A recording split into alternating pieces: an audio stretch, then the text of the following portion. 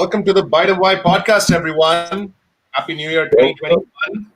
This is our second episode of the year, and episode number 8. We made it this far, Nash, and we are joined by two special guests from Norway.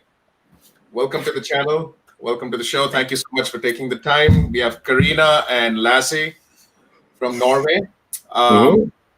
And today's topic of discussion is going to be Tesla and Norway and how they're trailblazing the world on the EV front. All right. Can you just give us a bit of background about yourselves, Carina and Lasse? Let's start with Carina. Oh. A little background about yourself with Tesla. I mean, just what models of Tesla or model of Tesla you own, and when your first experience was, and how's your journey been so far with your vehicles? Let's start with that. Yes, we started got our first Tesla in 2014. It was a Model S 85. Wow. So my sister got one the year before, so found out we needed one. We too. Nice. We traveled Europe down to Monaco and Italy. The summer after. Had it for 2 years, and it was our only car. We had changed our diesel and in with the Tesla. It was our first EV. And then we got the Model X, the 60D. We still got that one. And a second EV and Volkswagen E-Up. Oh, nice. But my husband he didn't want to drive just that, and I have the Tesla all the time. Okay. So we ended up buying a second Tesla, another Model S. But that we changed to a Model 3 Performance last year. So we have 2 Teslas. Oh, nice. That's awesome. That's awesome. So you're OG Tesla owners, 2014. Wow, that's way back. That's way back. Yeah. What was the range of your Model S when you got it back in 2014? I'm not sure. 400 Much lesser than your Model 3, I guess. kilometers? Yes. 400? I think so. Yes. Awesome. But Yeah, they go have longer ahead. range than the Model X. True. That has only 285 kilometers now. Now? Yes, Now, because you have yes. the It's the 60D. the software capped battery, you know. Oh, I see. Ah, Oh, the one that you have. okay. The one that you have. Okay. I get it. And get it. could you upgrade your battery? Did Tesla sort of unlock the battery at all there? It was possible, but they Yeah. have removed that option. So, but it's no problem. We can charge to kind of 86% of the 75 kilowatt hour battery. So it's fine. Nice. Yeah, because you charge 100 every day, don't you? Yes, Or we you could can, charge to 100% every day, and we have a regen even at 100%. So. Oh, because you have the buffer. Oh, nice. Yes, we have the buffer, and it actually has around 30 kilowatt charging all the way to the top. So it Wow. charges pretty fast too. Pretty fast. Awesome.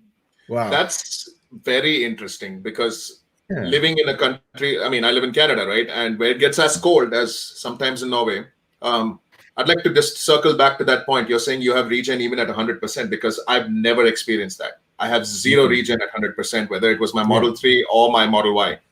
I've never had that. So If the battery is freezing cold, then it No, rolls it's very good, well down the hill. no. No rolling down hills here. No rolling You have down hills. regen at 100%. No, yes. this is my experience having charged. I charge to 90% at home, and I'm plugged into the Tesla HPWC. And whenever I do go for a long road trip, I do charge to 100%. But at that point, if it's in winter, I don't have any regen braking, so I have to consciously push my foot on the brake, Yes. because you can get used to it, right? Yeah. Anyway, we'll circle back to that later in the podcast, though. Lasse, tell us a little bit about yourself and your experience with Tesla. I as well got my first Model S in 2014.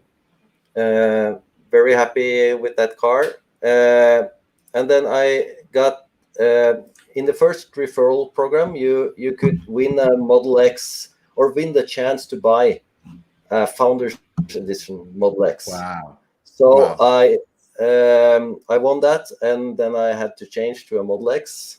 So I sold the Model S, and I kept the Model X. I still have it. It was in 2016. It's a P90D Founders Edition, and that's the car I use every day. But I also, as we talked about, have a Model S that I rent out, and I have a Model 3 that I bought for my kids. I have this is their room. I have 18-year-old twins. Okay, that's Nice. awesome. That's amazing. So I have a Model 3. Wow. Oh, that's brilliant. We have a bit of everything here. Like, I mean, everybody's got like a bit of everything in Tesla. Like, we have people who've had Tesla since 2014, and then Nash, you have the spanking new 2021 Model 3. I have the 2020 Model Y. That's awesome. Nash, why don't you just in 2021? Why don't you give us a little bit of background about your experience with Teslas? Okay, 2020 on Christmas Eve, 2020, 24th of December, I bought the 2021 Model 3. This is a long range I bought, and I'm really enjoying it. And to be honest, I actually upgraded to the 2021 Model 3 from a Model X. So my Model X is out for hire. So I've let my Model X for hire. And somebody has done a long-term hire of my Model X, and I feel that I have definitely upgraded to a Model 3 from a Model X because the technology is different, the drivetrain is different. So I'm really enjoying that. I have another 2020 SR Plus Model 3 out for hire as well. So I have two Model 3s out for so two Model 3s. So one Model 3 I use, and the SR Plus is out for hire, and the Model X is out for hire as well. And my wife has got a Model S, so we went all into Tesla. Big Tesla family. Yes, an all Tesla family. So we don't have an ICE car at all. Our choice was because we had to go to a Tesla. The reason being, my daughter is a childhood asthmatic, and she used to have asthmatic attacks all the time, and we had no idea what was causing her those attacks. And one of the pediatricians, they suggested, why don't you think of petrol fumes or diesel fumes? Maybe that's the one which is causing the trigger. And we decided to change the Model X 2 years ago, 2018, 3 years ago, okay, technically June of 2018. And for about 2 to 3 months, she had no episodes, absolutely no episodes. And then my wife said, okay, to hell with this, let's change the other car as well. And so she bought the Model S, and we went all in on Tesla, and then we've been in on Tesla ever since. Yes. Nice. And I must say a big thanks to Bjorn, because he was one of the first videos that I ever watched, ever watched about Tesla about 4 years ago, and I was like fascinated. I was like, this is amazing. I should buy this. But then I was living in the Northern Territory, which is the northernmost tip of Australia, and we did not have any Tesla showrooms there, nothing at all.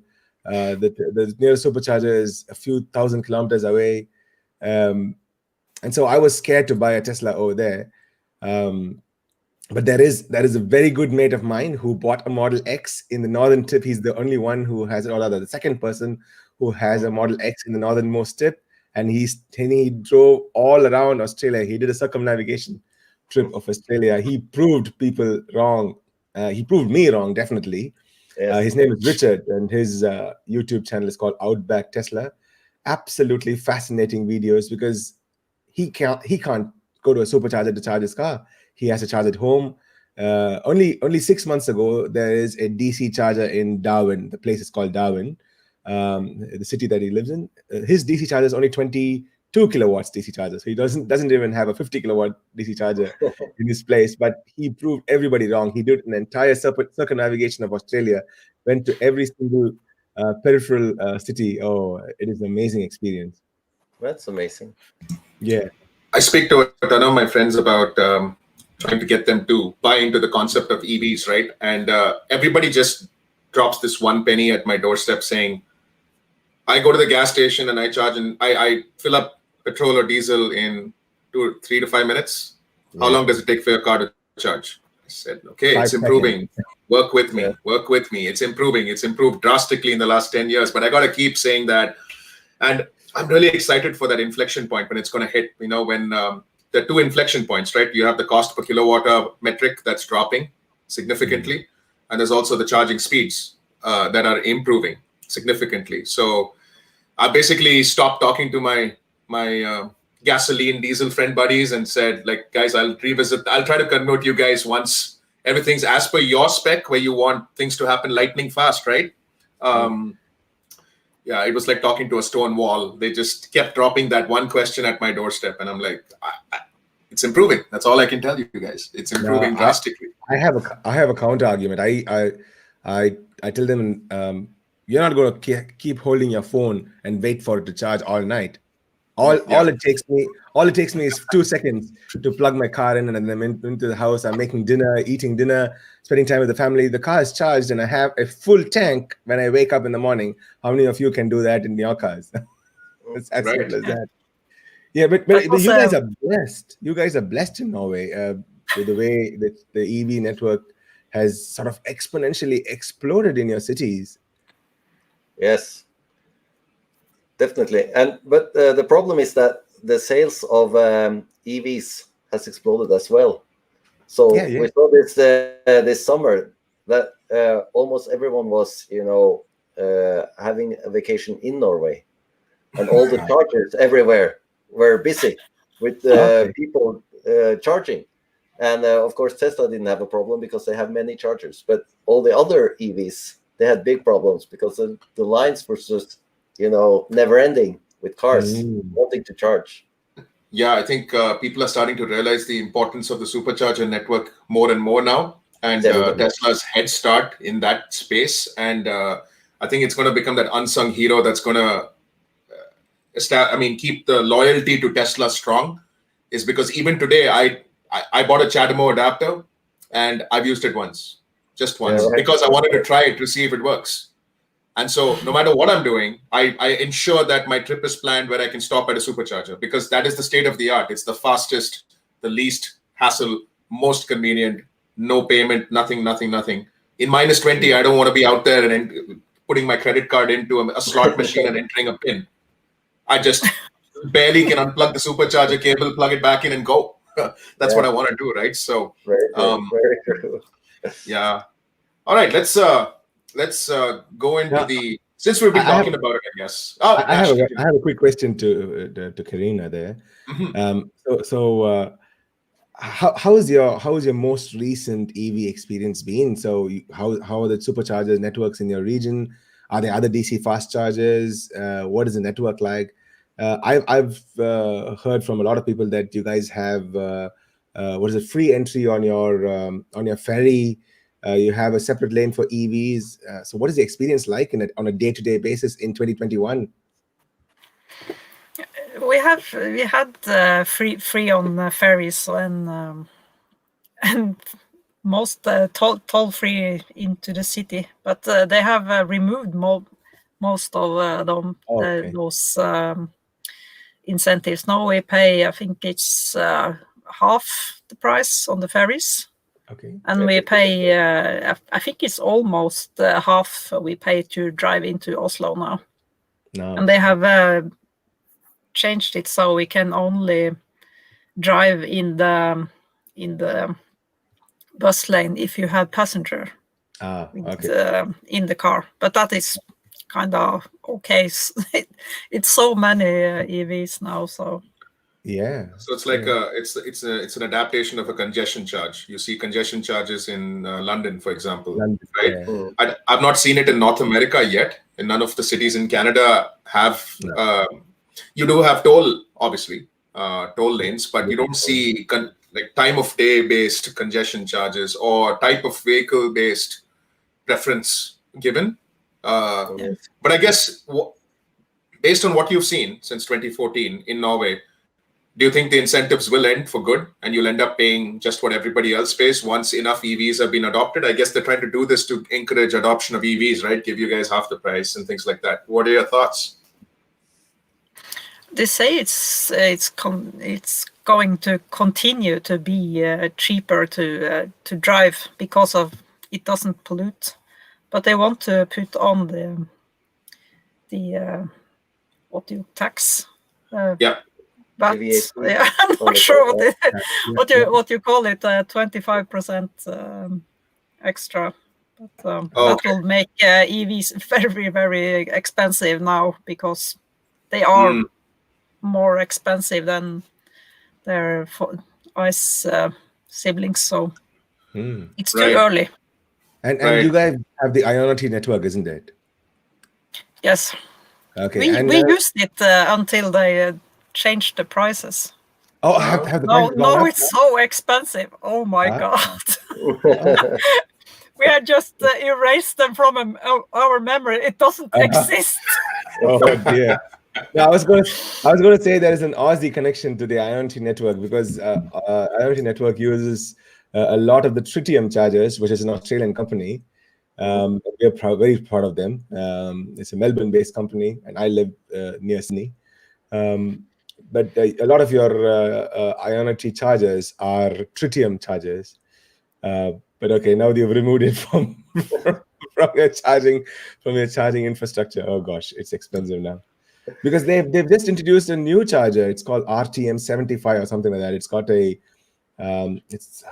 if I can pull up all the specs, it's pretty good. It's a 350 kilowatt charger, and it's a next generation. Sorry, not 350, 75 kilowatt charger. So they no longer have the 50 kilowatt. It's a 75 kilowatt charger, which is pretty good. I think that is the one which will be more ubiquitous in the rest of the world. The EV charging infrastructure in Australia is not that great. If you pulled up PlugShare, I can barely see any land in Norway. It's full of chargers. In Australia, we just don't have any. No, I just wonder what is stopping anybody who's putting up the third-party chargers from actually matching what Tesla provides in terms of speed. See, like right now, I would not go to a 75 kilowatt charger ever. I would rather leave my car and then get it towed home where I can charge faster. But because it's just too slow. It takes you 4 hours, or 5 hours at 75 kilowatt hours. Whereas at a supercharger, 250 kilowatt, you're laughing. I mean, all I need is 25, 30 minutes and I'm on my way. And so 3 hours, 4 hours, unless you guys are going to go for an excursion, go to a picnic in a park or something, and you leave it plugged in, and when it comes back, you've topped up enough. I get it. But I find that a lot of people are going to still have barriers to adoption when they find out that third-party chargers are nowhere close to Tesla superchargers. And I think that really affects the adoption of EVs in general. You look at any of the competitors, right? Like the Renaults or the BMWs or the Mercedes. They're not going to charge on a Tesla supercharger because obviously they all want their own standards. So we're going to have a problem like we had at USB-C, USB-A, micro USB, mini USB. We're going to have dongles for everything, adapters for everything. I mean, that's how electronics are, right? So until we have if you have any experience of the same, Lasse, if he had an experience of not using the superchargers but other network superchargers, what do you think is the difference in a country like Norway, which is right up there in EV adoption? Have you done any long trips without using a supercharger at all? I've done long trips, and I've gone. I drove to Europe or driven to Europe a couple of times to south of Europe. But I've always used superchargers, and only superchargers. And when I go around Norway, I use superchargers. And the only thing I sometimes use is in Norway. In the cities, we have parking, which is like the government parking area. Or you pay the government when you park there, and then they have chargers. Oh, wow. And they used to be for free. So if you parked at street parking, you had free parking and free charging while you parked there. But it was 3 kilowatts or something like that. But it's still, It's free, and you could park there for 16 hours or something like that, I think. Oh, But nice. now they've changed it, so you have to pay, but you have to pay a small amount. I don't know. Okay. Do you know, Carina, what the charge is I for think it was 5 or 10 NOK per hour or something, depending it's on like $1 what per hour, time of day it like was. that, yeah. Yes. And it's not much, and then you get to charge and park at street Yes. parking. We have a question on the chat. Yeah. So Captain Hype TV here, thank you for asking the question. I'd let the experts from Norway answer that. Plan a trip to Norway in our Model S. Besides the superchargers, he got a Fortum RFID chip. Is that sufficient, or would you like to offer any more tips? I think that's sufficient, actually. Oh, We normally log on using apps when we use the Fortum chargers. They're not called Fortum anymore, but when we use them, we log on and kind of have the pay card in the app then. So Okay. I hope that answers your question. you get you almost don't need anything else than superchargers in Norway. So. But that's true. I And if you tend need to them, agree. I think the Fortune chip will work. I've seen people use the Fortune chip, and I don't know if we're not used to this because we have Teslas. You have to ask a guy with a regular EV. Regular EV. Regular EV. See? I love my husband has black belt in charging on everything, so it's new charger. I go there, just plug in, check. Yeah, it works.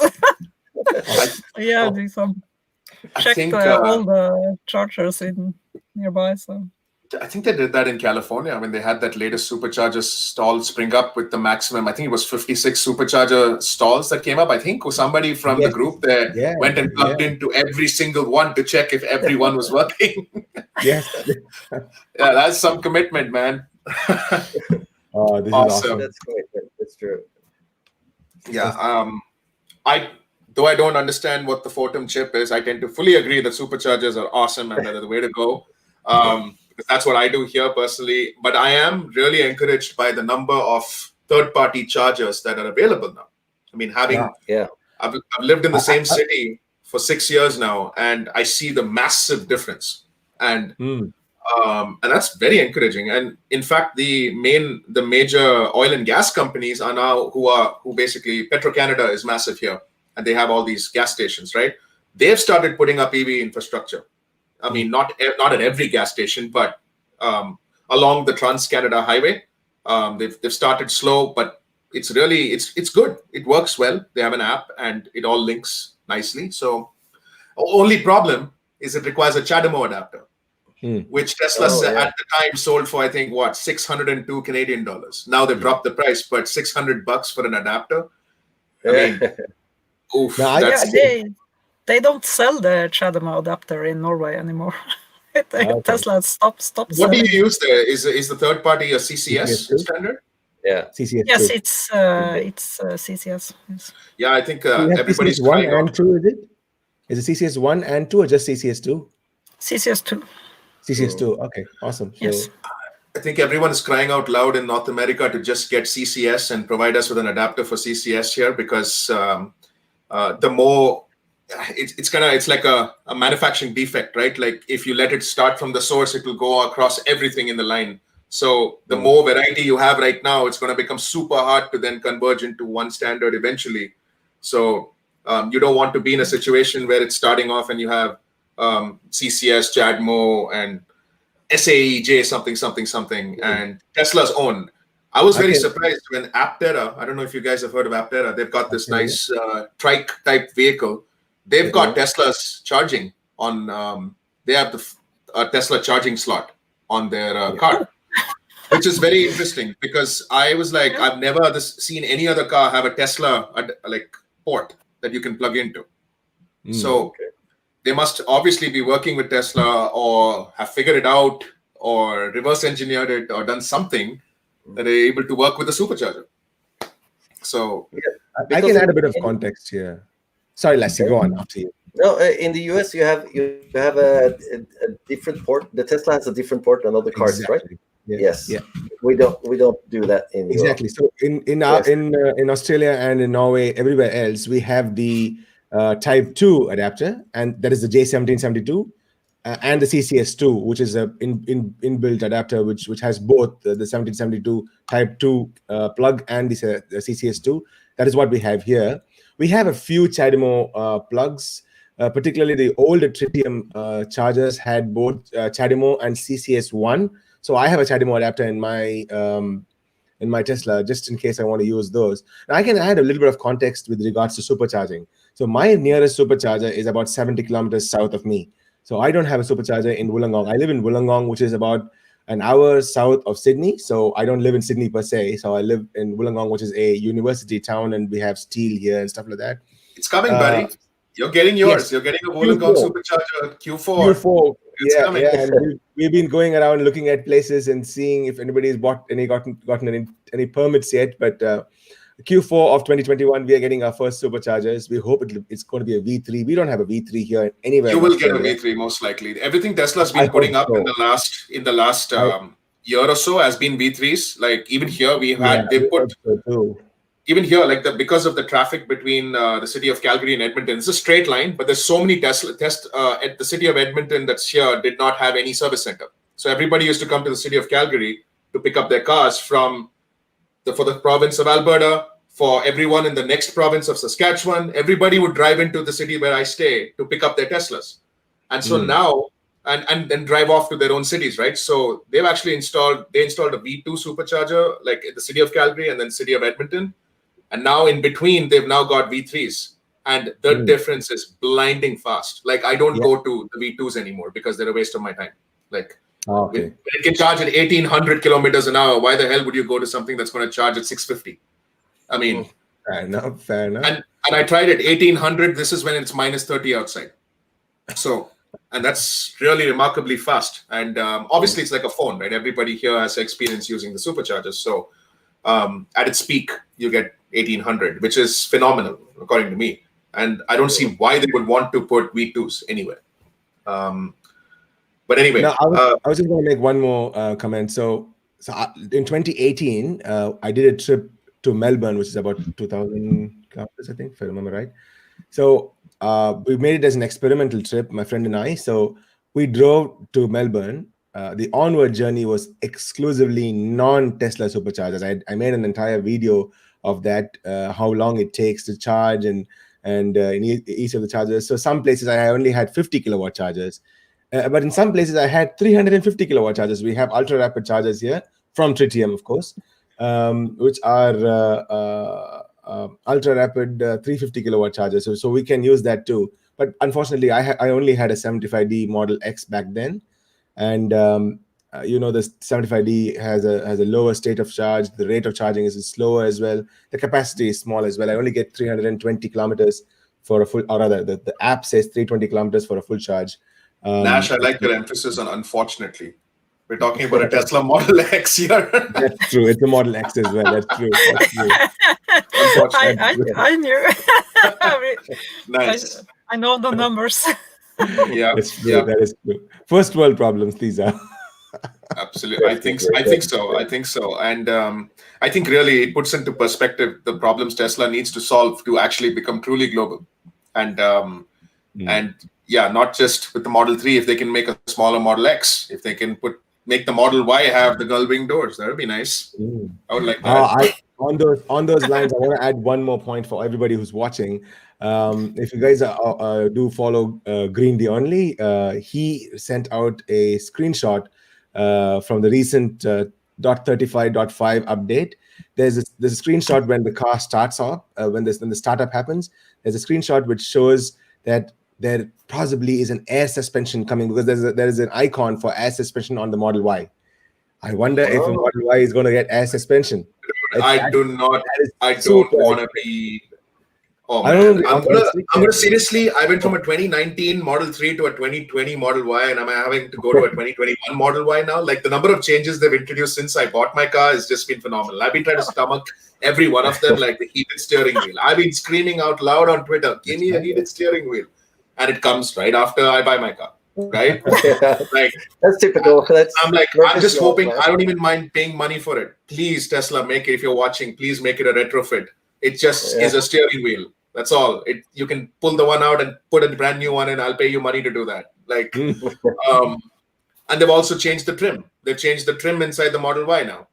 Like, and now in China they've changed the doors. Right? They've got the extra wooden trim coming on the sides. 7-seater as well. Well, I'm on the fence on the 7-seater. Like I'm like 5'10", and my head is gonna hit that at the back. I don't want to lose the trunk space in the Model Y, so I bought the Model Y for the extra space, and I don't want to compromise it by having 7 seats. Carina, your Model X is a 6-seater or is it 7-seater? It's a 6-seater, yes. 6-seater. Excellent choice. Okay, excellent choice. Yes. Excellent choice. And mine's a 7-seater. My Model X is 7-seater because we needed the extra seat. Yeah, we needed to get more bums on our seats, so we had to leave the 7-seater. But I must say the 7th seat is not bad. I am 5'9" and something, and I'm able to sit in the 7th seat. I've traveled like 2-3 hours in the 7th in the 3rd row. It's fine to be honest on the Model X. Maybe in the Model Y because of the tapering of the rear, there may be a little bit of a problem. Let's see how it works. We don't have a Model Y here in Australia yet. We haven't even seen a Model Y on our roads. So we're still waiting on that. Do you have the new or the old 7-seat Model X? Do you have the captain seats on this?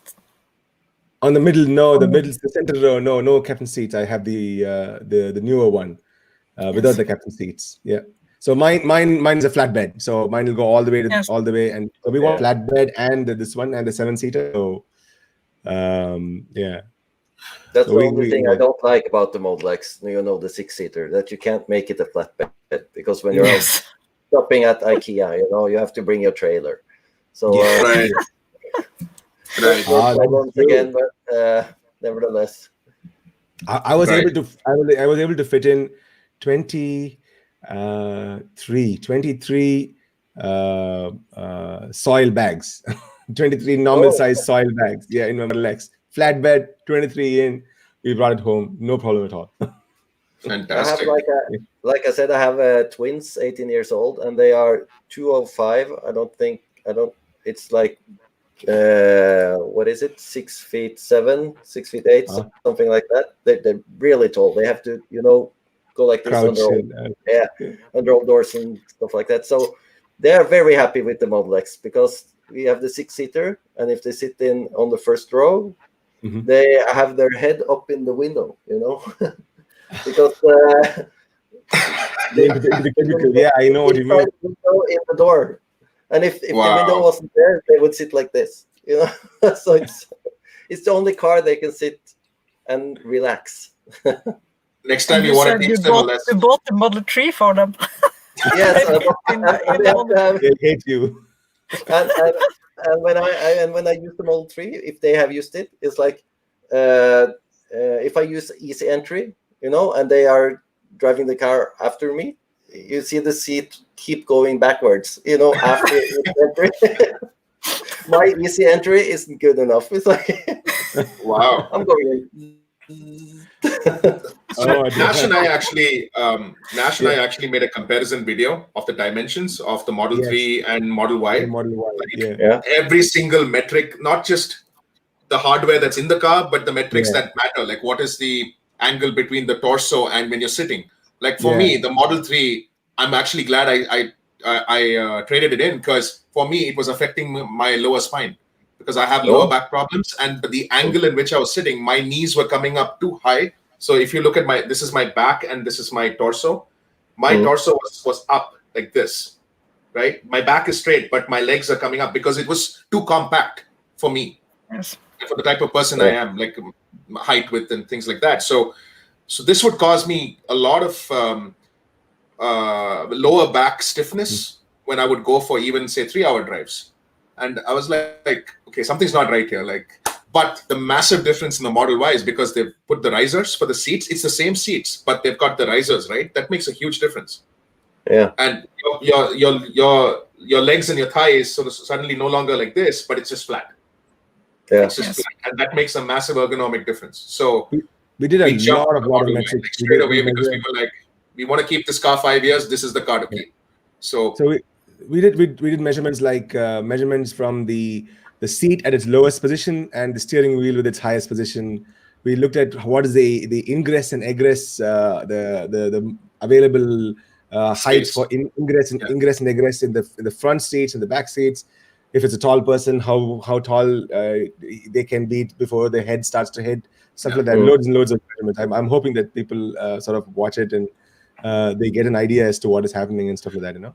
Because the cars, the Y and the 3 look very similar on the road. You really can't differentiate. I still have friends from Detroit who see a random 3 and a Y. They keep asking me, dude, is this a 3 or is this a Y? I just can't tell because they look identical from the front and they look almost to the untrained eye, for someone who's not watched hours and hours of Tesla videos or owns a Tesla, they look identical from the side, especially if it's a performance, because performance is lower than the standard Y, which is higher. So you really don't know what you're buying. Like, you really don't know if you're actually getting the money's value if you look at both cars from the outside, especially when it's more expensive, right? So the real difference is on the inside. And even though the interior, they made it look similar to the Model 3 aesthetic, it's the same dash, for example, right? But the gaps between different things are slightly bigger. And that makes a massive difference. Like in the 3, when I sit in the back seat with the seat all the way back, the driver's seat all the way back, I can't keep my legs in between. So I've had people who said, I'm not going to get into the back seat of your car. No way. Like, they just can't sit. That too. We measured that too, because that's now mega important. Like, just for parents who are planning to have children, right? Like, can you have 2 car seats? Like, that was a massive constraint for us, because we were like, if it ever happens and we need to have space for a car seat, there has to be another car seat behind me, the driver. If I have to move forward, I'm compromising my driving position, and I can't drive long distances like that. So it has to work with my driving position, and if you keep a car seat and things like that, just space constraints. Anyway, so I have a question for you. Where do the cars in Norway come from? Do they come from Fremont or do they come from Shanghai? The 3s that are being delivered to Norway right now. They come from Fremont. Yes. Fremont? In December, it only came 2 Model 3s from Shanghai. True. It was actually registered only 2 SR Plus in whole December. Well, it was 4,500 cars, I think. So it mostly long range and performance Model 3 in Norway. Yes. Okay. Good point. What do people buy most in Norway? Does it look like they're getting more SR Plus, or is it the all-wheel drive long-range models? What sells more? Long It's range. the all-wheel drive long range. Definitely. Long range? Yeah. Yeah, good choice. Good choice. Yes. We have 19,500 long range cars in Norway, and we have 1,300 SR Plus. 1,300?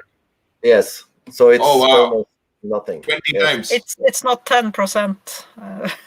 Wow, it's very is it very just is it because of the range difference, or is it the value for money? What do you think the answer to that question is? I think maybe value for money. Yeah, definitely both. But people want all-wheel drive, I think. All-wheel drive and longer range. I should have met you guys 2 years ago, because I had the exact same question when I was thinking of buying a Tesla. I was like, okay, do I need a all-wheel drive dual motor, or can I have the rear-wheel drive but with the longer range? No, you couldn't have that. If you wanted the longer range, you had to pay for the dual motor setup. So I ended up compromising and going for the SR Plus, which at the time had 386 kilometers range when I bought it in 2019. And to be honest, when it was minus 30 outside, I would get 200 kilometers max. And it wouldn't work. So the Y is a happy compromise, being 525 now. I'm excited for you guys, though, because I think you guys will be the first recipients of Giga Berlin cars and also 4680 cells. Yes, that's right. That'll be mega exciting. Very. We have models of, this is the 4687. Yes. Oh, cool. That's 3D printed, I guess. Yeah. And that is the cell that is replacing this. This is 2170, and this is a 4680. It's a big. Look at that difference. Yeah, that's massive. It's massive, absolutely massive. Yes. I think I remember reading somewhere that they started delivering the first. What was it? There were photos of the structural battery pack that had just surfaced, and people are interested to see like how does that work. I have a general question because we're all Tesla owners. I don't know if everybody's aware of what NIO is doing in China and how they do battery swaps. And I know Elon had demonstrated a battery swap back in 2014 or 15. But do you ever see that being part of the timeline at all, ever? It seems a very smart thing to do because it takes less than 5 minutes. You go in, back in, laser guided stuff, takes the battery pack out, puts a brand new one in, and you're off. Less than 5 minutes. So, but how often do you need it? It's like I read about this, and you know, when I'm on longer trips and I need to supercharge, when I had an ICE car, I didn't stop. I will admit that. But now when I have an EV, I gladly stop. You know, because you're driven for a couple of hours, maybe 3 hours, and then you need to stop anyway, or it's the most safe thing to do, and it's good for everyone, you know, to stop once in a while. And it only takes, you know, when we drove to Southern Europe, it was only 35 minutes maybe per charge. And you can do that. If everyone goes to the toilet, you buy something to drink, it's easily, you know, the car is done before you are, you know. That's true. Yes, that is true. It was actually a problem for us in 2017 with our Model X 60D because it charged too fast. we couldn't finish our meal. So every time we were eating, halfway through the meal, I went out, unplugged the car, moved it, and back and eat more. So that is an amazing problem to have. This is a small battery problem. It would be so amazing if we had automatic superchargers with reverse smart summon where you don't have to stop your meal and it's done charging, the cable automatically unplugs, retracts back into its slot, and the car just moves into the forward parking spot by itself and just parks itself, like allowing the next car to go in. That would be pretty cool, right? Because it's an inconvenience, let's be honest. I mean, in the middle of your food, if you have to get up and go and take your car out, it's a pain. And I mean, while we're willing to overlook that temporary pain, it's okay. But it would be nice if they automated. I think Elon did say the snake charger might be coming. I think, didn't you ask that, Nash? I did, but he didn't answer me. But he answered somebody else there another time. And snake charger is possibly going to come. That's a fantastic piece of technology. That'll be so cool. But I hope it doesn't freeze in our temperatures in Norway and Canada. It's true. Now, I'm going to ask both Lasse and Carina a question. So you guys have been EV adopters for a very long time. How has the transition been? Has it been just iterative because Norway has been good with both with regards to government incentives and infrastructure improvement, or have you seen chunks of change along the years? What do you guys think? It wasn't that many superchargers or fast chargers at all in 2014. So you actually needed a long range EV to get around, but now it's no problem. So I see. No problem. And what was the longest available range back then in 2014? It was the Model S 85. So I think it had 400 kilometers or something. Wow. Okay. Because it didn't use anything. It was like it was amazing. You know, when I look back at I took photos. You know, when I arrived at my cabin, I took photos. Oh, look, I still have 30% left and stuff like that to show my friends. You know, to get them to buy EVs. And when I look at that photos today, it's like, wow. You know, the kilowatt per or watt per kilometer is very low, very low. It's like 180 up to the cabin, and with the Model X, it's like 300. Yes, the Model X is very thirsty. Yes, it is, especially because we have 4 children, so we always drive with the trailer, So especially now, last time it was 10 degrees below and 25 at the cabin. So we have to, we didn't charge on the way there, but still, it's barely enough with the 90D. It's like it couldn't be a 60D. Then we would have to charge on the way. Nice. You think Tesla will ever invent a digital jerry can? You guys have heard of a jerry can, right? Like, I mean, the one where you fill petrol and just when you run out of gas, like, and you come back and fill. Like, you think they'll ever? I remember, I think I saw something about Rivian trying to file or working on something like this. It would really help when you need 20, 30, 40, 50 kilometers, let's say, of extra, and you don't need to find a supercharger. It'd be nice to activate like a hidden battery that would be able to just charge it. And maybe that charges whenever you do regen braking. You could keep charging that battery. So it'd be nice if they had something integrated into the vehicle system without us having to buy, or maybe even make it an optional buy-in, like buy the extra piece and get it installed. Who cares? As long as you have the extra 50K of juice to use, that would, I think, really help, because a lot of people ask, what if you get stranded in the middle of nowhere? You have to get your vehicle towed. Are you kidding me? Like, so there are these challenges. I think what you guys said makes sense because of the lack of infrastructure back in 2014. People were forced to buy longer range EVs. But now that the infrastructure has come in, people still are buying longer range EVs. So I'm just wondering how that works, because usually you would think to save cost, you would buy, if you're not just, because I don't know, how far are the main cities in Norway from each other? Like when you commute, is it, so where I stay, for example, like the city of Calgary, everything is downtown and the suburbs are all around it. So anywhere to anywhere for me is 20 minutes because we have ring roads all around. So we can take the ring and just go around from one end southeast to northwest in 20 minutes.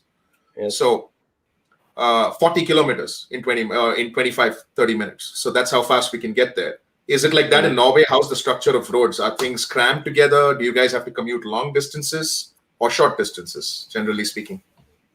I think it depends on where you live, of course, because I live in Oslo, and I never, if I drive for 10 minutes, that's my regular trip, Okay. So I'm a consultant. I go out to work at different customer sites, and it's usually 10, maybe 15 minutes.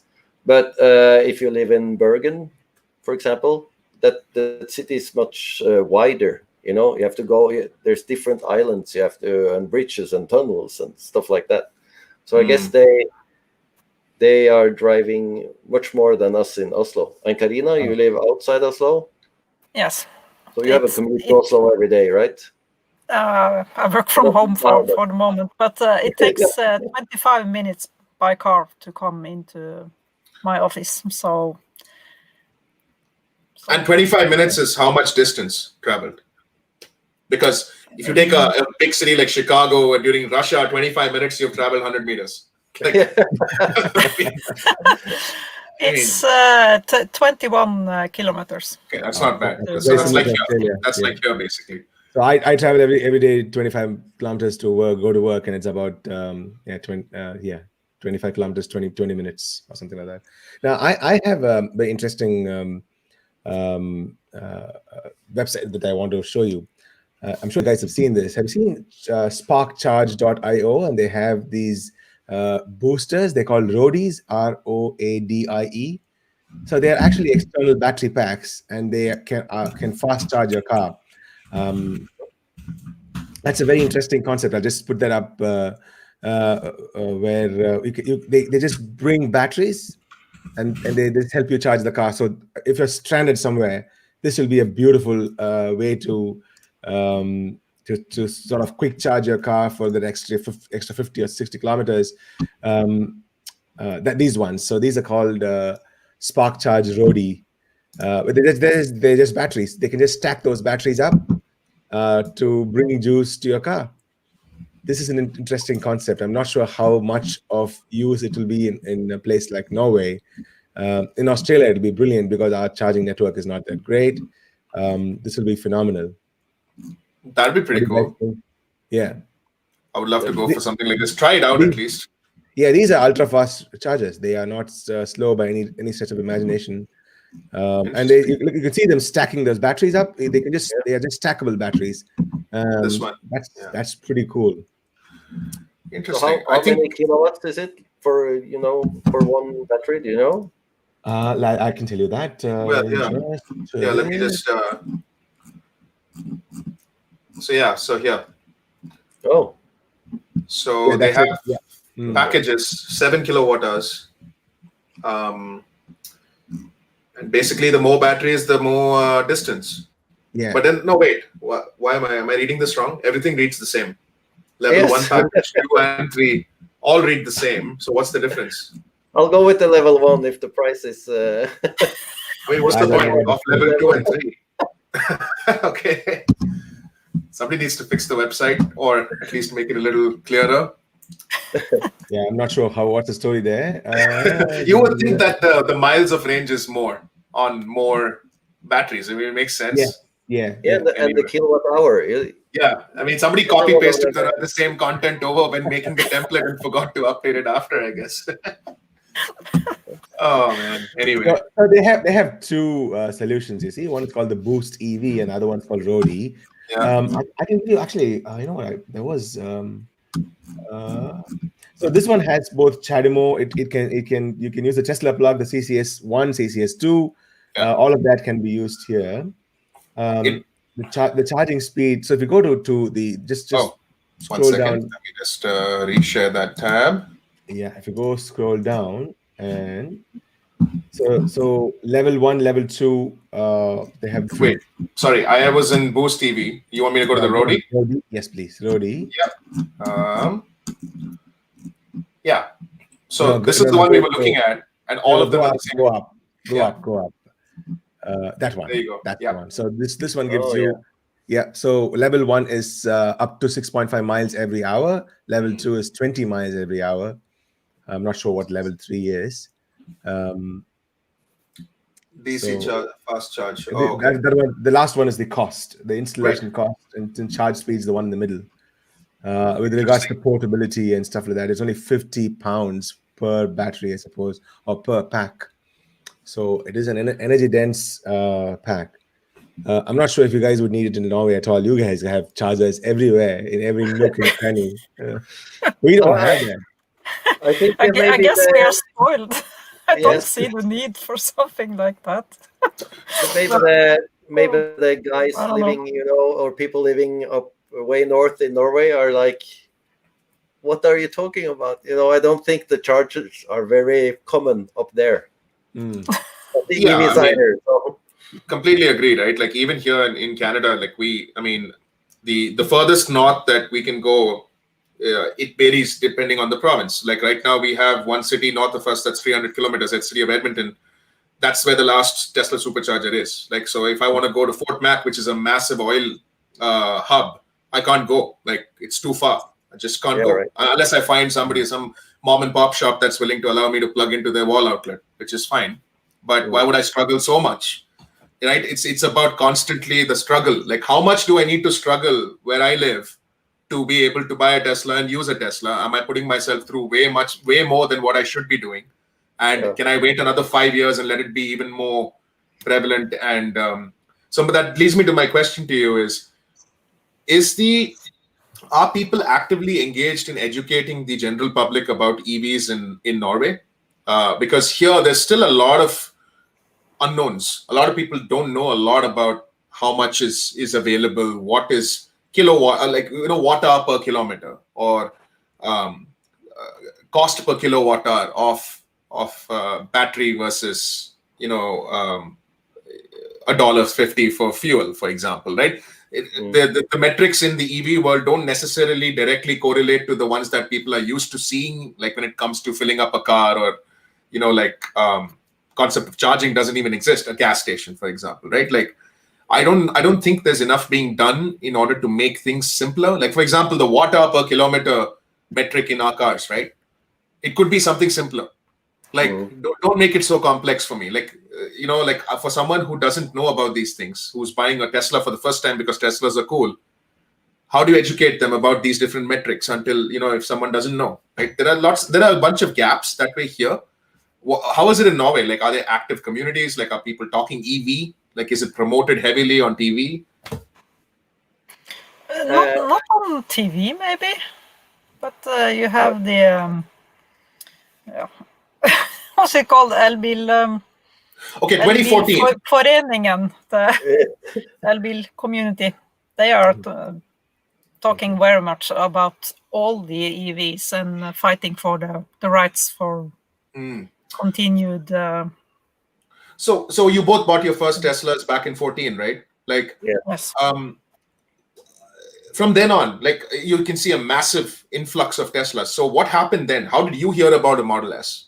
Like, and was the size of the community much? I mean, obviously there was no infrastructure. You guys were probably the outliers. You were the exceptions to buy Teslas at that time, right? What really sparked the craziness that we see? Like, Norway is right now the leader. How do you go from being no Teslas to being the leader in a space of 6 years? You know, and what is the first spark? What is the first spark for EVs in Norway? The Model S was the first EV that actually looks good and has decent range. It was competing against the Nissan Leaf. It's the Leaf, yeah. Doesn't look good at all. No. And then you have the small triplets that's kind of just for commuting. Maybe 50 kilometers. That's all the range they had at least in winter. So it was city commuter cars. Leaf was a little better, and then you came the Tesla that actually could replace a family ICE car. So it was the only car that actually was only EV that was something for us. But first we thought, it was too. It was only for rich people, we thought. So we didn't check the price. So we bought a used one first. So I agree, Captain. I agree. I think everybody here agrees.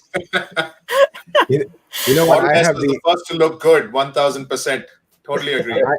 Absolutely. I have the new nose cone for my Model S, and I still think the old black nose cone looks far better. It looks the grill. Yes.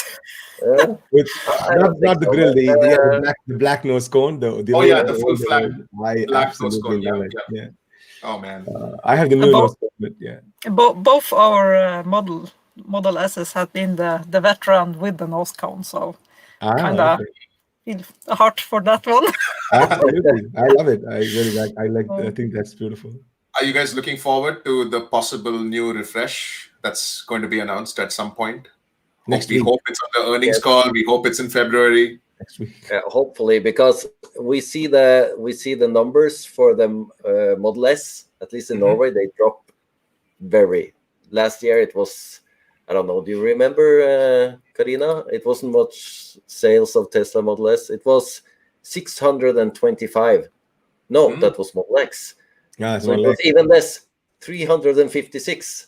Wow. Yes. So 1 year. In 1 year. And that's compared to Model 3 that was 7,770 actually. Yes.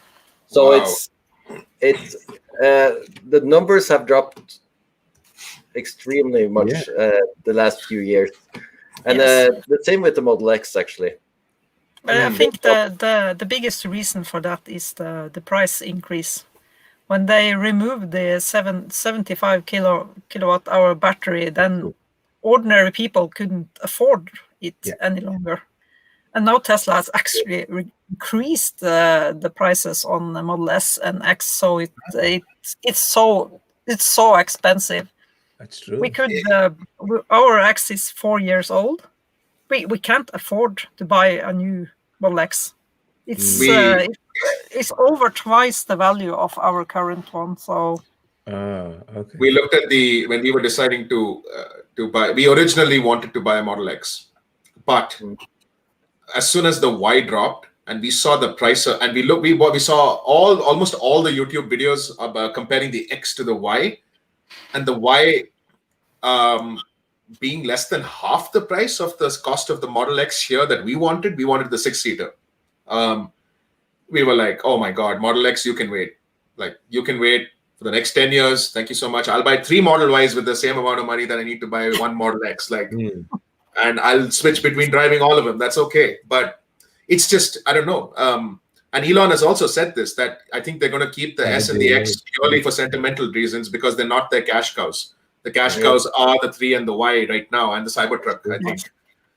It'd be interesting to see the number of Cybertrucks that sell in Norway. Yeah. That would be very cool. We'll see if it actually reach Europe at all. I think it will. I think it will. They probably have a smaller Model Y, so it's the smaller Cybertruck for Europe. I can say this for Australia, we the Cybertruck will sell like hotcakes here. One of my mates in Sydney, they have a Facebook group called Cybertruck Australia group. We do a separate podcast on Wednesdays. Every Wednesday we do a separate podcast about EV situation in Australia. And their Facebook group has over 1,000 members. Many of them, more than 95% of them, have never heard of an EV, have never seen an EV. They're all tradies, and they want to buy a Cybertruck because they want that space, that agility, and the low maintenance that comes with a Tesla. And they have all been waiting for that. And I asked this question of Elon, and he replied to my tweet, very kind of him.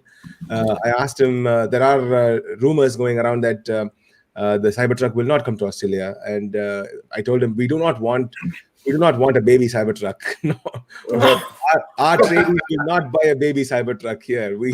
You can send it to Europe if you want to, not to Australia.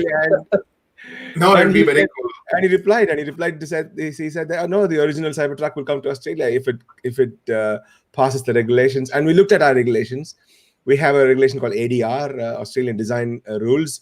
We looked at regulations, and there is nothing in the ADR regulations which find fault with the OG Cybertruck. So we are hoping that we in Australia will get the original Cybertruck, and we're thinking that our flatbed will have 2 AC ports, and we want 250 kilowatts because sorry, not 50 kilowatts, 250 volt or 220 volt AC adapters in our flatbed, because all of our tradies will be plugging in their equipment, and most of the tradies will be plugging in 2 into the flatbed into the rear. So we want 220 kilowatts. So again, I'm making a mistake. 220 volts. Yeah.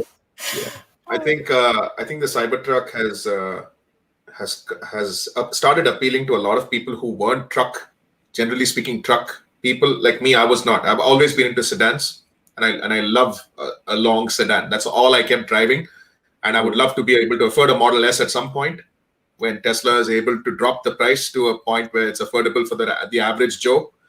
But we'll see. But it's like, to everybody's point here, it's horrendously expensive here in North America, especially, and it's the value for money. If you were to look a dollar per amount of car you get, I think the Model 3 and Y are right up there, but the S and the X are on the higher side. Hopefully the prices drop, but then they can drop prices only if they sell more. So Godspeed, Norway. Hopefully you get more S and X's in the next one year. That's the positive thing with the Norwegian price of ICE cars. Our ICE cars are so expensive that when we buy an EV, even though the price for an EV for a Model S in Norway is the same as in US and even a little bit higher, it's a cheap car for us compared to the other cars in the same segment, because the ICE cars are so expensive. Wow. This is going to be my question. I was going to ask you if the government incentives are still good enough for EV. Either it's good for EV, or they have put a cap on the ICE cars because the government is actively trying to discourage people from buying an ICE car. What's the story there in Norway? Yes, they always had this extra tax on ICE cars since *59, I think. Wow. So there you go, right? So they always have, and they changed it, during the years. But they had weight, they had tax for weight, right?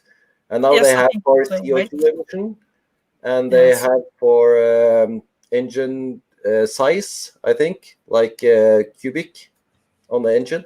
So if you buy in my neighborhood, a lot of people had Volkswagen Passat. Mm-hmm. It was the very many people, families had this car, and Yeah, when Tesla came, everyone changed to Model S. So when we were at football matches, stuff like that, it was Model S all the way. I took a picture once in 2016 or something to a friend of mine who was in another country. I was like, look at this. And it was one car that wasn't a Model S. All the other cars were Model S. And they actually called it the west side of Oslo. They called it the West Side Passat. Because all the Passats were changed for Model S. Wow. Oh. That's incredible, man. I mean, see, that is the driving factor. The fact that your ICE cars are as expensive or more expensive than EVs is a massive driving factor. Here, it's the complete opposite. You can get an ICE car for 10 grand. But the Model S costs you 103 grand. Yeah, 10 times more. Why? I mean, that's the question people always have is why. But here's that nice graph, right? Unless more people buy, they can't drop the cost. So if they keep the cost high, more people won't buy it. Therefore, the costs remain high. People don't adopt fast enough. So, it is cheaper in the US, the Model S, compared to Canada at least.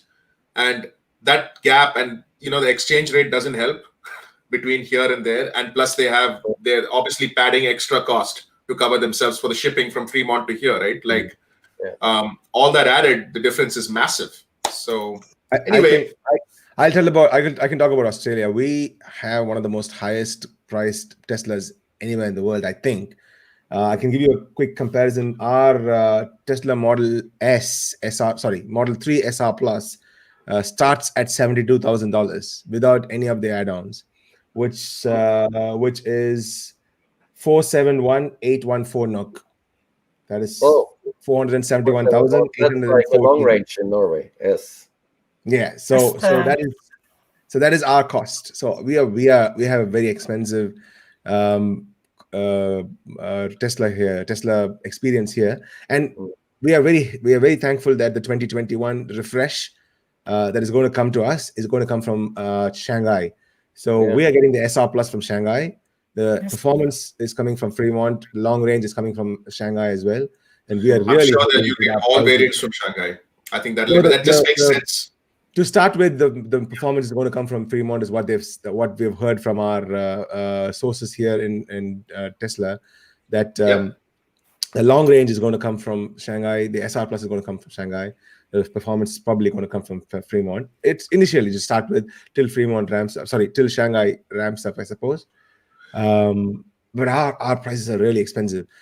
If we can drop our prices to less than $70,000, there'll be a massive influx of SR Plus buys here. Our SR Plus is the highest selling car here in Australia, not the long range. Although we would love to have a long range. And just going back a little bit to one of the previous questions that you guys were talking about, we can't do a circumnavigation trip nor an across trip across Australia with just superchargers. We need to rely on a lot more. And mercifully, because Australia has got camps, a lot of campsites, a lot of our campsites have these 35 amp plugs with 3-phase charging. So we rely on that for a lot of our travel around Australia.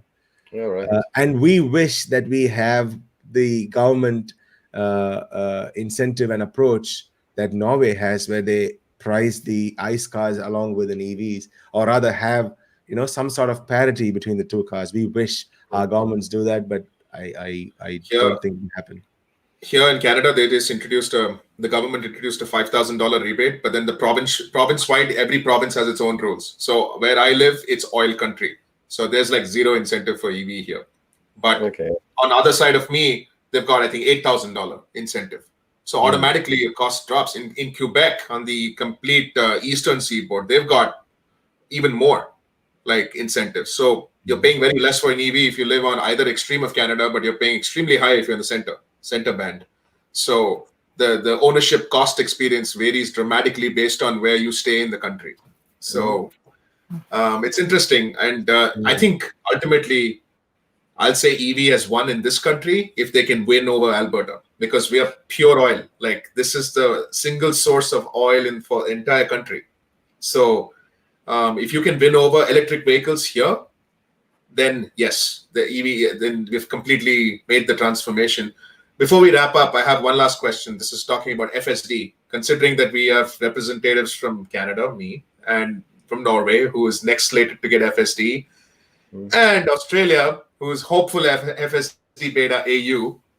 Are you guys all signed up for the FSD, like on your cars? I have it on the Model 3. So. Model 3? Awesome. What about you, Lasse? I have it on the Model S. The Model X I have is actually AP1. It has the SU1 and everything. With the Mobileye system. Just single camera? Our X. Yes, single camera. Single camera. I've heard a lot of good things about that. I've never experienced that. It works fantastic, apparently. Yeah, it works fantastic. Yes. Actually, it works fantastic. Yeah. It's not that as frightened as the Model 3 is. It's kind of like an old horse with those, those blinds. So it's kind of doesn't care about the traffic. It doesn't care about what's happening on the other side. It just do what it should be. So that's interesting. It's interesting, though. I mean, I guess very relaxing with AP on. No shadow braking or anything. It's just it just works. Yeah, that's funny. I mean, me and my family, we've had a bunch of phantom braking events. We just do that. It just does that. Well, your stomach is in your mouth suddenly, right? Like, I hope they fix that. I think you have to give Tesla credit for trying to, after their split with Mobileye, trying to develop their own vision system and trying to develop. It's not easy. Mobileye's been doing it for so many years, but when you want to do it in-house, vertically integrated, it takes time and effort. And so we all, by signing up for FSD, we all basically said we're willing to be part of the iterative improvement process, right? Absolutely. And in any product development, it's a bad experience to begin, and then it becomes gradually better, right? So I've not had any phantom braking in the last couple of updates. That's true. Yes, it's much less now. It's a long time since I had the phantom braking now, but early 2019 it was horrible. It was. My husband didn't want to drive the Model 3 at all. Oh wow! So wipers didn't work. That's what happened to me. When I got my Model 3 SR Plus, I was like, okay, auto wiper is such a normal thing, right? Like it's supposed to do its thing, and then I realized that Tesla does not use sensors, but instead uses images of rain, etc., to know when to activate the wipers. I'm like, okay, you wanted to save cost, but you degraded the experience. Something so normal, you degraded it so badly that I don't trust it anymore. Like I just manually I keep pushing the button manually 1,000 times. I have it turned off. And Same here. It just doesn't work. But you know what we're doing? We're not helping Tesla though. That's the problem. That's the constant problem I have. I feel bad myself when I do it manually. I'm not helping training the neural network, because Tesla says if you have it on auto and then you push the button when you expect it to do it, that's when it'll send that footage back to the neural network. Otherwise, it doesn't do it every time we do it manually. So we are not helping training the system, but at the same time, Tesla, you would think that they're able to simulate rain, and get enough training on the neural network, and get enough images to train on without us having to do it. So when you would expect them to deploy something that's really high quality, but anyway, you guys should answer that question. How has FSD, or rather not FSD yet, but how has autopilot been for you in the last year, ever since the 2020 update started rolling out for your hardware 3.0 cars, not the AP1 cars, of course? How do you have the entire autopilot experience? That's the first question I have. It's kind of nerfed in Europe. We have a much poorer experience with the autopilot in Europe than in North America, because the regulations. So it aborts much more easily, and it's not good. No, we cannot do curves if they're too steep, right? Yeah. And it's a lot of other stuff that they changed to meet the government rules. They actually changed the old AP1 cars too, to have the same restrictions on that one. So it's good. actually worse for the Downgrade. AP1 cars too. So Downgrade, than yeah. Mm. Oh. Well, I guess Tesla has to get approval from regulators. So, and we have heard the regulators in Europe are far more, I don't know if they're stricter or more stringent, or there are more rules, more requirements, considering Europe is a hub for a lot of automakers, right? You would think there's a long list of requirements to satisfy before you can, like bake cake with these guys. Same thing with Canada. I mean, it's not like anything that works in the US just automatically works here. Even though we're neighboring countries, it doesn't automatically mean we get everything. Like till now, we haven't got the stop on traffic light automatic or stop on stop sign automatic. The US has had we have it, but it stops on every color. So see, you guys have one step degraded to what we had. When it started for us, we had that. It would stop on every single light color. It doesn't take, you have to push the pedal. Now what it does, if there's a following car, it will follow it and it will recognize the red is green. But what it will do is, if you're the leading car, if you're the first car at a set of lights and then the light changes to green to red, you still have to push with the accelerator pedal. Which is annoying because I'm like, if you can do it when you're following one car, why can't you just do it? Like, why can't you just activate that? Like, what's your big deal? Right? But that's anyway. So things like that. Elon had to answer that. He said it's for Dojo to learn what a human's response will be. Yeah, but sure. When the light red turns green, humans will go. I mean, it doesn't get simpler than that. But true. So there are gaps. I mean, we just wanted to understand how different is the experience in Norway compared to, say, Canada and Australia, and the US is obviously, US, California is obviously the best autopilot experience you can have. So I always take autopilot review videos with a grain of salt, because most of the people who put these videos are out in California, where it is the best experience possible. So I just take it with a grain of salt and say, okay, it's going to be about 50 to 60% worse for me than this. So what does that look like?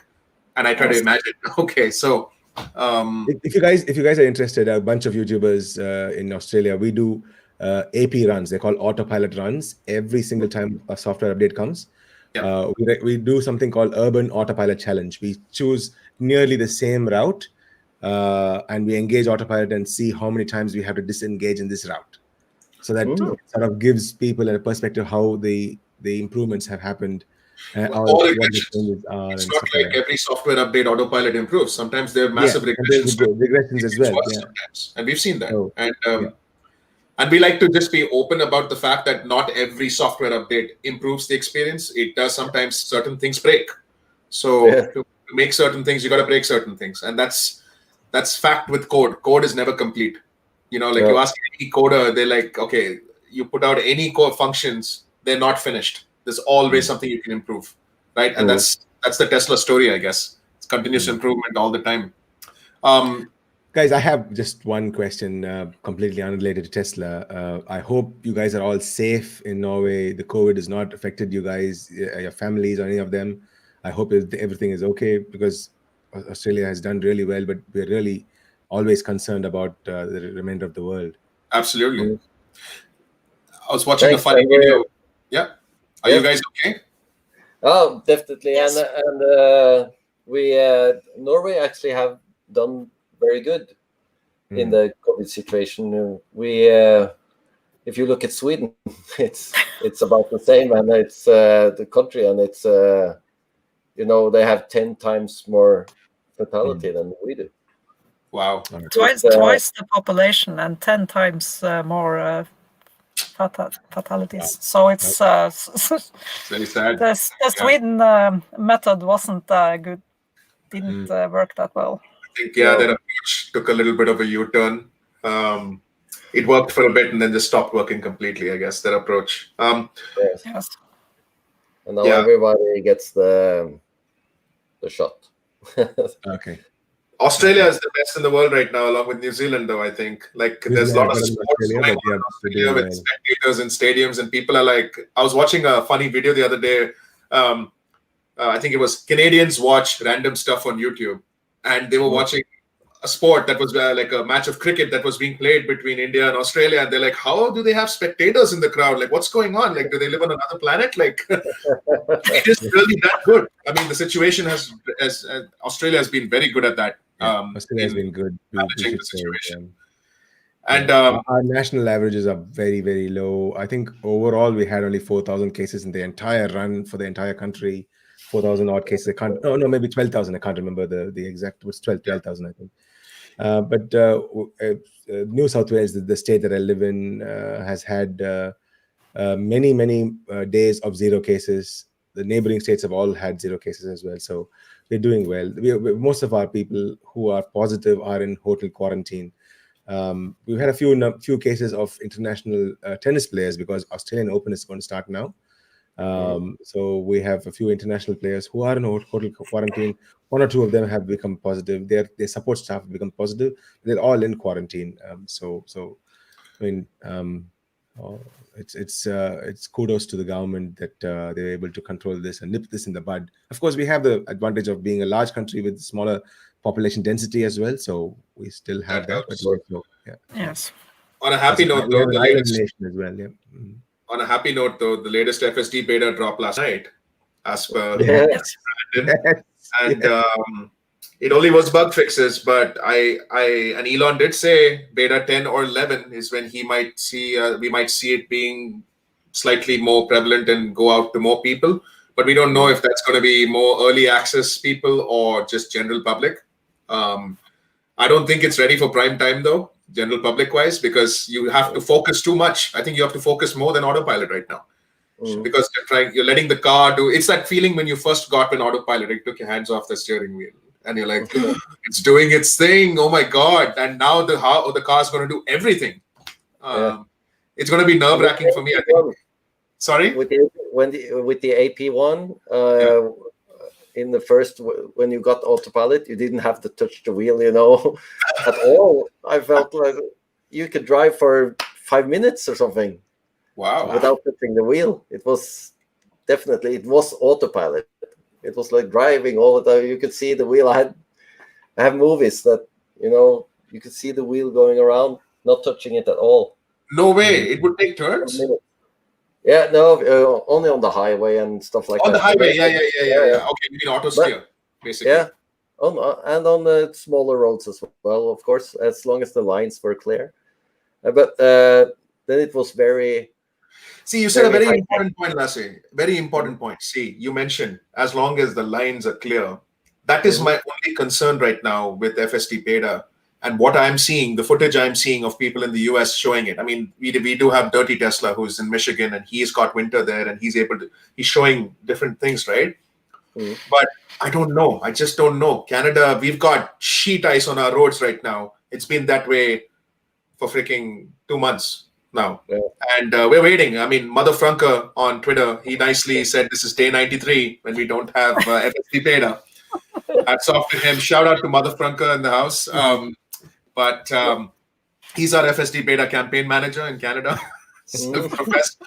But we're excited and we're asking Elon Musk every day only because we want to help improve the system. And I think it will help the rest of Europe as well, because ice is ice, regardless of where it falls or where it gets formed. So, and if you don't have a car you can follow, and if you don't have lines, then it's... But what I am seeing, though, is it looks pretty hopeful that it can map its environment. It's more than just autopilot. Autopilot relies very heavily on identifying lines to be able to do its job. But I think this is more about mapping the environment as a whole. So it's able to detect side roads, curbs on the road, like bumps and objects on the road. I think it's processing far more than just plain even autopilot or navigate on autopilot. So I am hopeful. And I'm hopeful because I paid money for it, and I hope we get our money's worth. We all. Most important. Yeah. Anyway, I think we're out of time, guys. I think we're 1 hour 24 minutes into the podcast. I think we're out of time. But thank you so much for taking the time to join us today. And we really appreciate it. We should do this again, I think, after we all get FSD beta. And just like share our thoughts and compare notes, absolutely. And maybe, you know what, If you guys want to plug anything, feel free to plug here. Yeah. If you want to shout out to anybody in Norway who we missed or not spoken about and who we'd love to have you on the show. Thank you so much, though. We really appreciate your input and your insight. And we'll speak again soon. Thank you, Nash. I wonder if you can just make Bjorn Nyland your king or something like that. I'll vote for you. I have two. Born in Norway, you know. So. Well, I guess shout out to Bjorn Nyland. I mean, there's I mean, everybody seems to know him from Norway. But he's my guru. He's a Tesla guru. I watched his videos first before I even thought about buying a Tesla. I have two very important plugs, and I want to do this on air. The first plug is to my co-host Kaushik. He sent me this cap. This is a great looking cap. I love it. It's got my VIN number on the side. It's wrong side, Nash. Oh, sorry, wrong side. Yeah, wrong side. Yeah. My VIN number of the car is over here. It's really cool. I have to give shout out to Cyril Wheeler, who's in Ontario, who does this, who makes these hats, and I sent some of them to Nash. It's Cyril Wheeler's signature on the side and the bin. So that's the one for your Model 3. You have Model 3, yes, that's my Model 3's win. And then second shout out to the East Bay guys who sent me this T-shirt. Very kind of them. Awesome. My good mate Chad from East Bay. Very, very kind of him to send T-shirts across. And if there's anything at all, please feel free to plug. Thank you very much for being here, guys. It has been an amazing educational experience to know what the European experiences, and particularly Norway, which is doing phenomenally well with regards to EVs and the whole works. Now we want to understand generally how does an EV-rich market look, and where the rest of the world is, because we happen to be from three corners of the world right now. I mean, Nash is down south in Australia. I'm in Canada. You're in Norway. So thank you so much for giving us your insight, because it shows what we should aspire to be. And how we can get there, and also spreading the word. And we've been doing this only for 3 months now, but we managed to speak to people from the US, from Sweden, from Norway, and Australia. So it's really, we feel more connected than ever before. And thank you so much for taking the time. I hope you had a good experience. Thanks for having us. Yeah, and before I sign off, the Tesla community is just phenomenal. Absolutely. Yeah. Shout out to the Tesla community. Absolutely. Cheers. Every time. All right. Thank you.